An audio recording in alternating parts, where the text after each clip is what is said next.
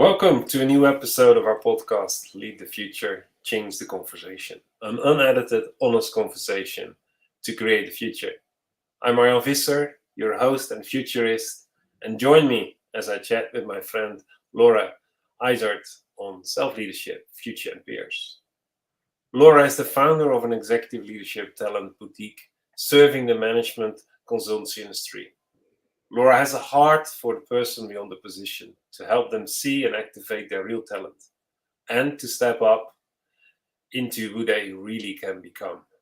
Laura, thank you for making time for the podcast. Oh, thanks, Arjan. Love chatting to you always. Yeah, I enjoy our chats, and now we do it live, like unedited, raw, which actually listening to your and reading your introduction. I'm really curious. It sounds like you are like top notch, busy, fully in a career with a mission, huge aspiration, and you run a family. You just moved back to London in the recent year. And how do you deal with the self leadership development yourself amongst your busyness? It's a good question, and I suppose my approach is emerging because, as you said, we were living as a family in France for 3 years, so we have had a massive transition, and I think that I'm absolutely committed to running the business alongside family. It can definitely work. Plenty of people do it. I need to have some structure. I need to have peers around me who encourage me and challenge me. I need to stay curious. I always want to be learning. I have a coach who helps me. And I also have an accountability partner, which is key for me because I need to, when I'm working and when I'm working on my business, I'm just focused on that. When I'm with my family, I try and just keep it on them. And then I'm trying to keep the rest of my life as integrated as I possibly can because I'm in this job, this business for the long haul. So it needs to feel sustainable. It needs to feel manageable. And as long as I keep some structure, which doesn't come naturally to me, and protect my energy, I can do it. Yeah. A lot of self-leadership, self-control needed. What I also have to reflect on in your introduction, you look actually beyond positions. If you meet a person, then you tend to see who they really are, not their resume, not what they have been doing, not their skill set. So you see that potential, you probably see that future perspective for them as well. Yeah.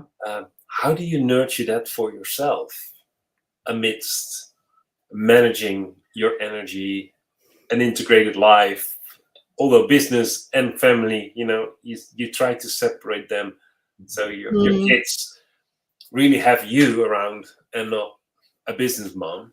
Yeah. But how do you nurture your own perspective beyond your positions?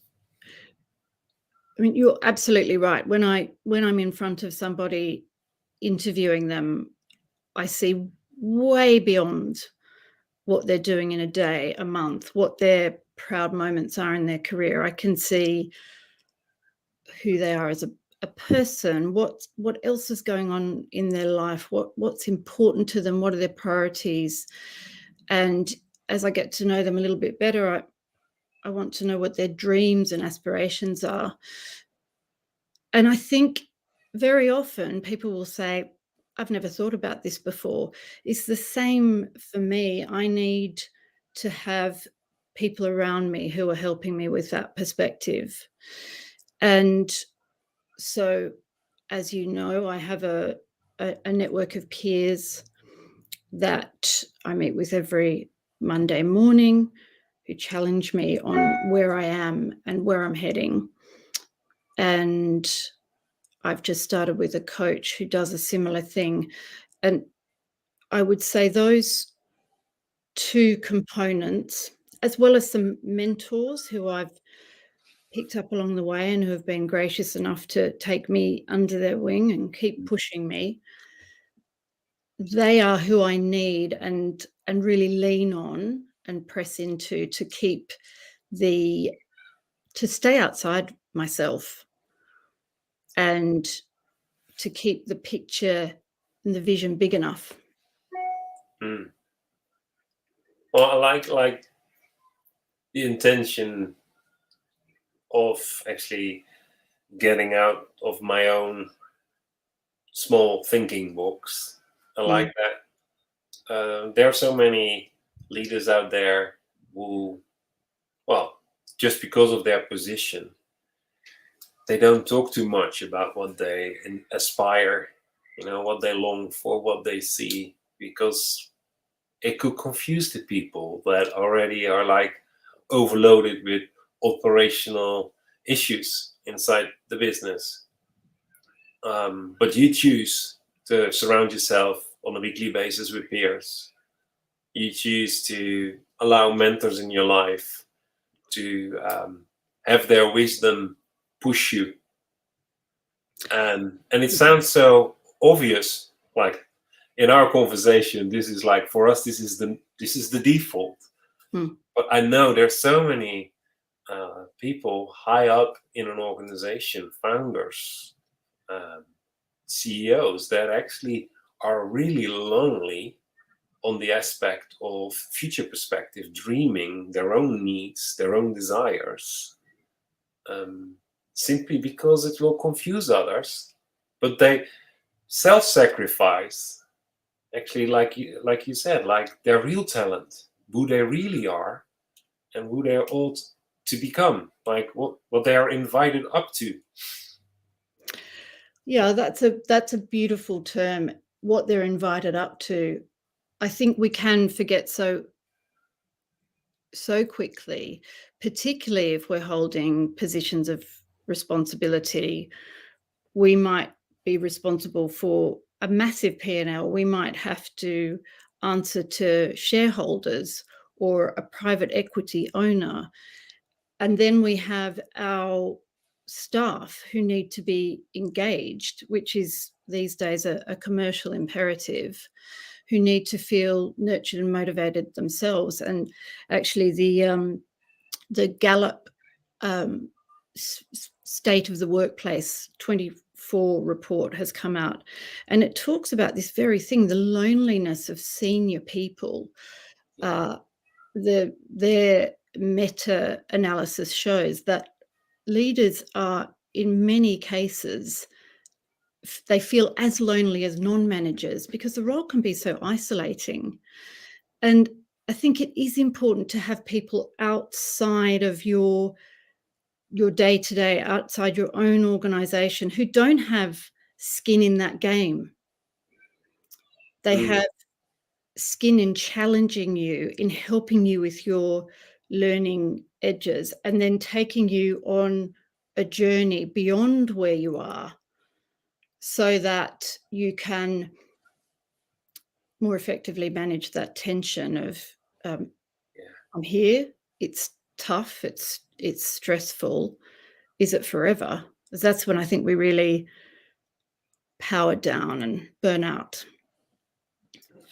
Yeah, absolutely. It's a form of self-sacrifice or even self-sabotage to actually not acknowledge it. Around us, you have to be bold and courageous actually to acknowledge it. But I truly believe you deserve it, because it is the biggest blockage, break on your life, to actually not step into what you're called to do, who you're called to be. Maybe that's better, to be. You talk a lot about being present, And a couple of weeks ago, I had a podcast. Shane, who's also a part of our peer network, and we talked about like being in the present. That is actually a weird concept because that's the smallest amount of time that's always gone. So you can't actually be in the present, but you have to be in the moment, which only works when you lean into tomorrow. And I think loneliness cuts off that leaning in tomorrow that actually makes you the leader to lead into the future. What's so needed, especially in the more formalized corporate world. Yeah.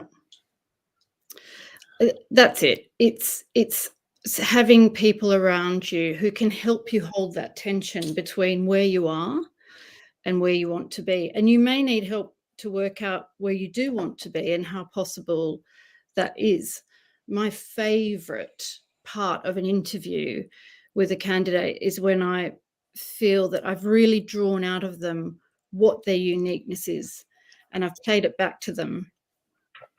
And with that, we have stood together and looked at the marketplace and talked about what might be possible in the medium or long term.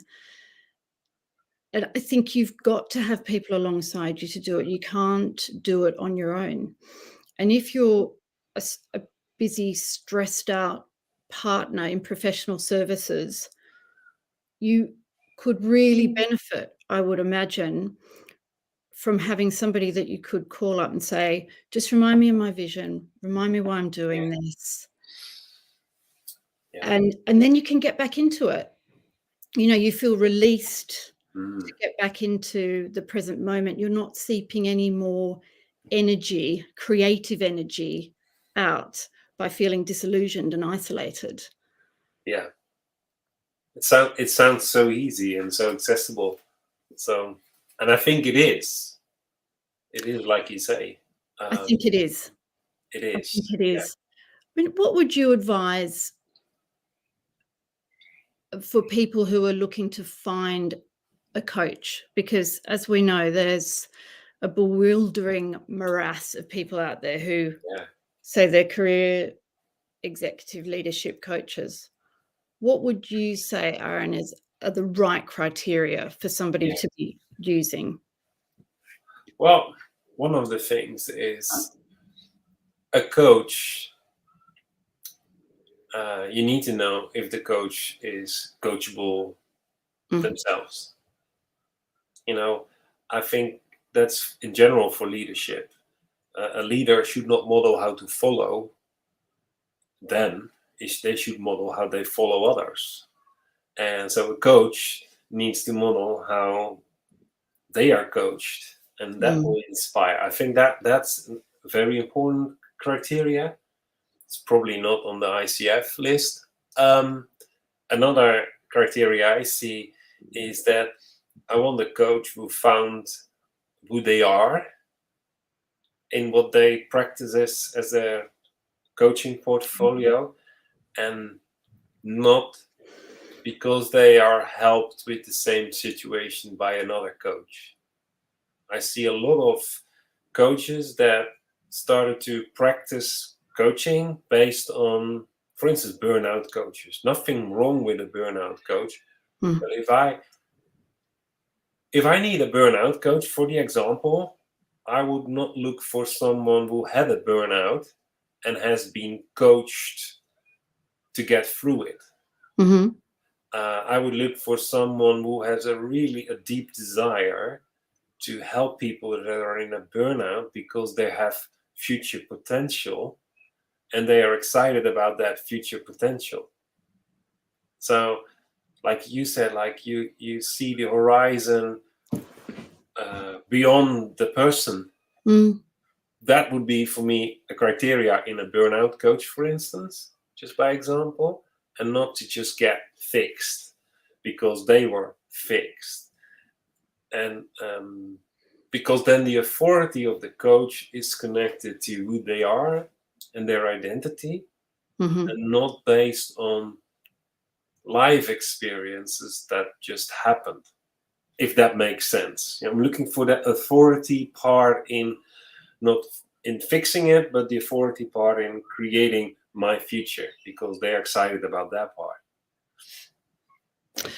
Yeah, and I think I would add to that, I might want both, or I might want somebody, if we use the example of a coach, I go to somebody, I'm burnt out.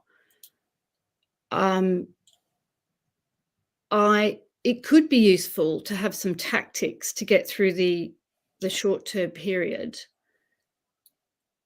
But I also want somebody, in fact, I want somebody more who can hold the future vision, because that's what's going to inspire me. That's what's going to motivate me to move forward.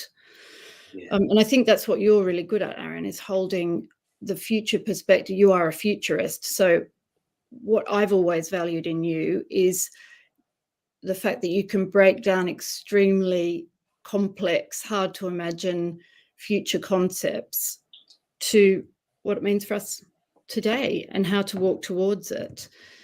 So I think I want both. I think I want somebody who understands the burnout, how to Yeah, pass that's through right. it. Yeah. But then they have to be somebody who says, right, this you will get out of this, and this is where you're heading. This is this is when you're in full flow. This is where we're going to get you to, and standing alongside. I can Yeah. absolutely see you doing that.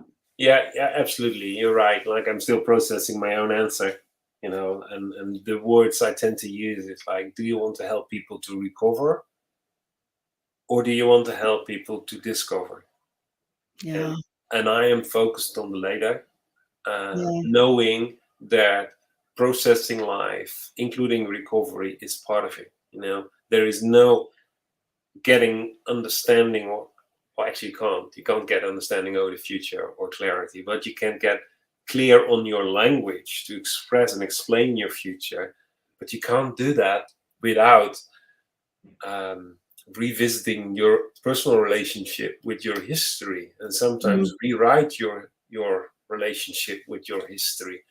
Like, it goes both ways, and so that's, you can't do discovery without recovery.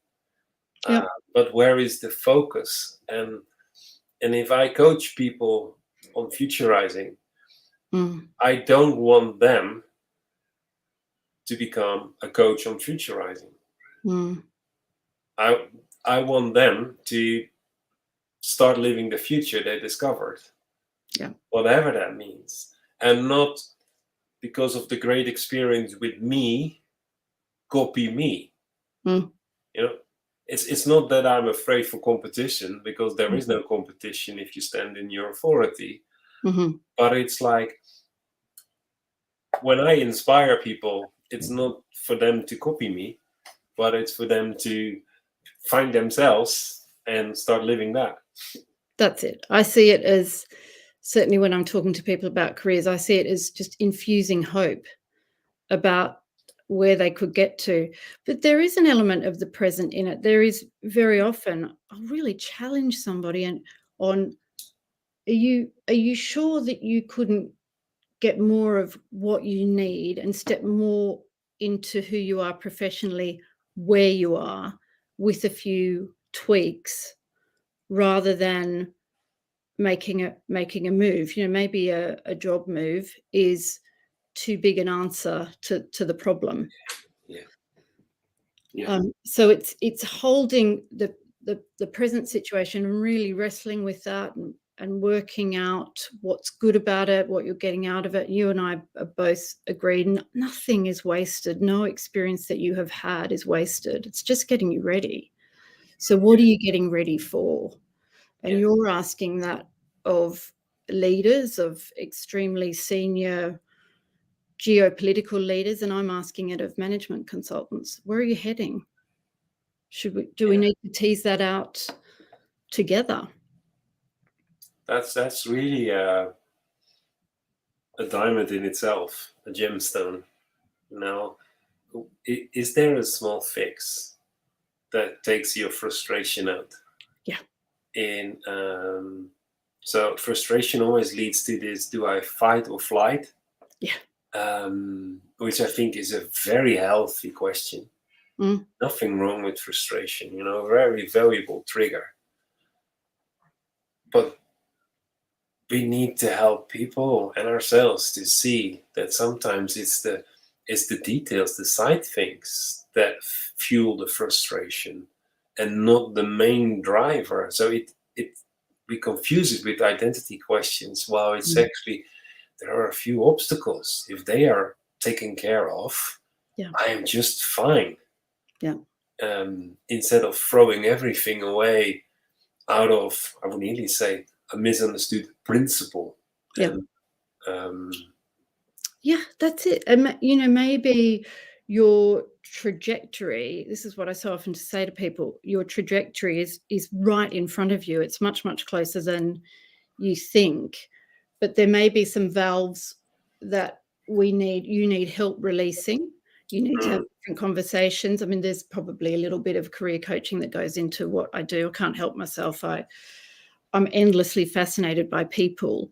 But you'll know The Untethered Soul, Michael Singer. He says that it's how important it is to harmonize with the moment in front of you. Yeah. I love that. And I need to remind myself of that daily. What's today? What can I be? How can I maximize what's right in front of me and the relationships that I have and what is possible right now? And that's what helps me straddle the tension between where I am and where I want to go. Yeah, that's a great phrase to close our podcast, harmonize what's in front of you. Which is definitely not the same harmonize with the present. That's the opposite. It's in front of you. It's not long away from you, but it is. There is this leaning into tomorrow. I like that in the phrase. Yeah. So thank you for giving us some insights, having the conversation, making the time, and I invite leaders to. Who are listening to the podcast live or on a later moment, just connect and find out what coaching can do for you. Find out what peer groups can do for you. We are both convinced about it. So it's not a question, do I need it? No, I think it is a question, what helps me best? What helps me to propel forward, to accelerate in where I can step up. So don't waste the moment. Nothing is wasted, but don't waste the moment and connect. Use the link in the bio of the podcast or on your screen to just connect and take it a step further. Laura, thank you. Thank you so much. Looking forward for invite you again. I'd love that. And for hours. Great conversation. Yeah. So thank you very much and have a great day. You too. Bye.